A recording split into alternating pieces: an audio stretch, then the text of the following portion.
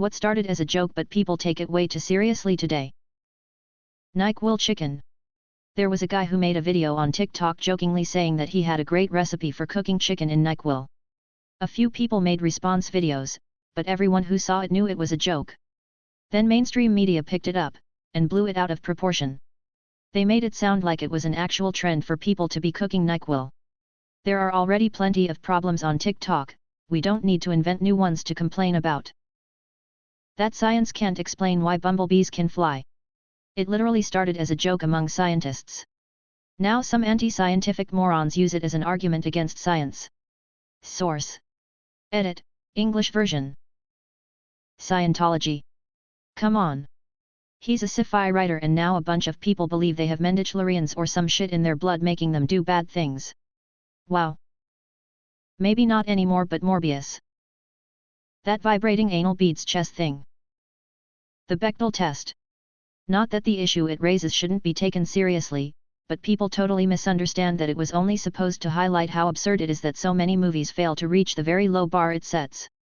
I've seen filmmakers brag at Comic-Cons and the like now about how their movies pass the Bechdel test and it's seen as a female character representation stamp of approval when it really just means it reached a satirically low bare minimum threshold originally created by a cartoonist. Celebrities becoming politicians. Truck nuts. They were a joke at first. Now they are a point of pride on emotional support trucks. Dogecoin. Flat Earth. Those masculinity types like Alpha, Omega, and Sigma male, etc. Some people take this too seriously. I'm not convinced Donald Trump really thought he'd be president when he first started his campaign. The schools having litter boxes in bathrooms thing. Schrödinger's cat was formulated as a thought experiment to illustrate how odd quantum mechanics is, not that the cat is actually both alive and dead. Canon. What show has no likable characters? I watched the only season of the Mist TV series and I was rooting for the Mist to kill everyone. Friends from college, but I think that was the point. Today in Parliament. How to get away with murder. It's a slow burn on hating every single character. From the very start, there is maybe one likable character and as the series reaches its climax, every single character becomes an unlikable mythomaniac sociopath.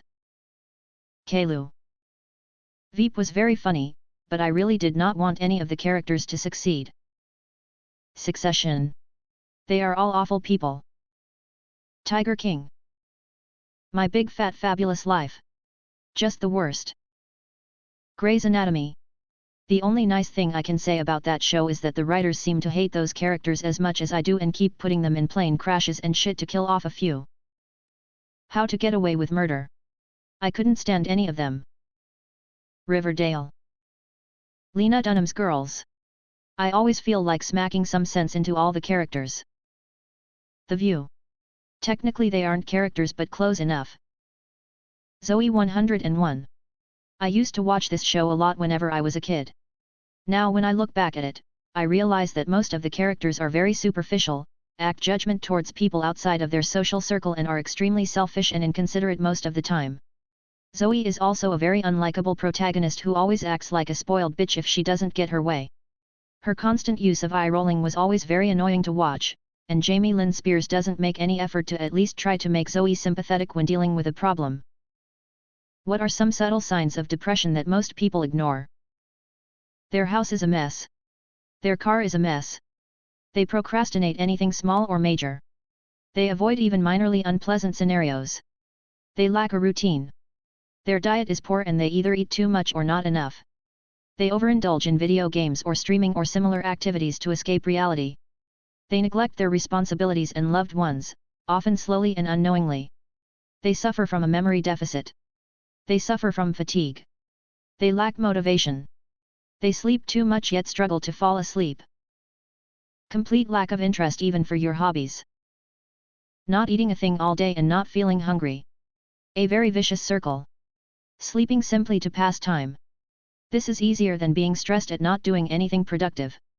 No hope for the future. Just lock me in a room and throw away the key. Edit, 2K votes. FK me, I thought it was only me. Social withdrawal, fatigue like having a harder time getting out of bed or excessive sleeping, loss of interest in activities/hobbies that you normally wouldn't lose interest in, loss in normal productivity at work and home. Self-care becomes a progressively daunting task. Being irritated or outright angry at every little thing that happens daily. Doesn't matter what it is, it's irritating as hell. When someone asks, "Are you okay?" and you automatically reply in the affirmative but inwardly wonder why you feel so low, then go about your day.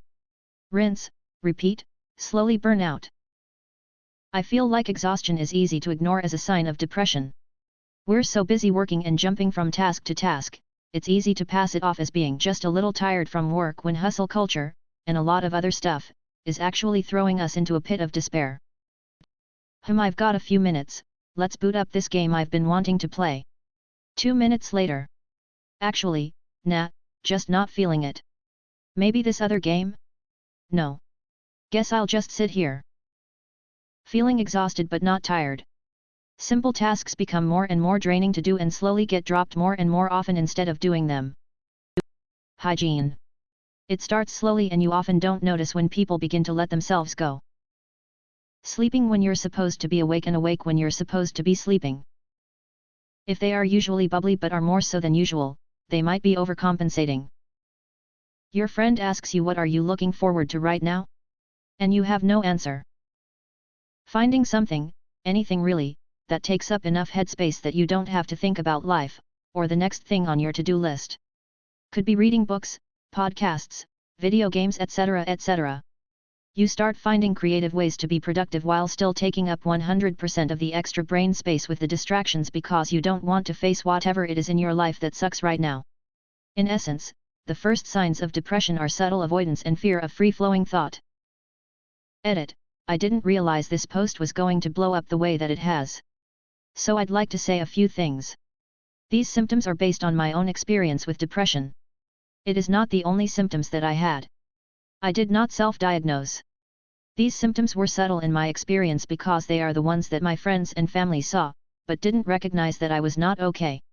It went much deeper than this. It will not apply to everyone. It is not a comprehensive list. It is not a blanket statement. Everyone's journey with mental health looks different. Please see a healthcare professional if you are concerned that you may be depressed. I wish everyone who is struggling all the best. If you ever need a friend to talk to, my inbox is open. Lack of appetite. Doing the bare minimum to meet their basic physical needs. Letting household chores go until they have to be done. Sleeping a lot, or not sleeping enough. Inability to focus on tasks.